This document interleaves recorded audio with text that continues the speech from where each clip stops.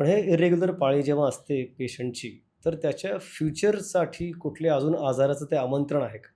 काय हां, सांगता येईल? आमंत्रण म्हणजे काय आता जसं मी म्हटलं, की पी-एम-ओ-एस जर एखाद्या स्त्रीला असेल, ह्याच्यामध्ये जर काही म्हणजे थ्रूआउट हर लाईफ पिरियड जर का इस्ट्रोजनची अ, पातळी जर का हायर लेव्हलला जर राहत असेल, तर इस्ट्रोजनच्या हायर लेव्हलमुळे भविष्यामध्ये तिला एंडोमेट्रियल हायपरप्लेजिया किंवा एंडोमेट्रियल कॅन्सर होण्याचा धोका.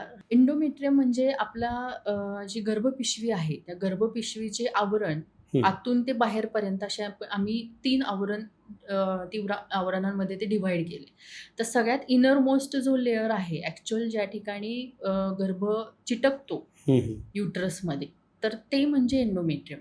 तर हे जे एंडोमेट्रियम आहे, त्याचा का? कारण काय आहे, पाळी येते म्हणजे ही खूप कॉम्प्लेक्स प्रोसेस आहे.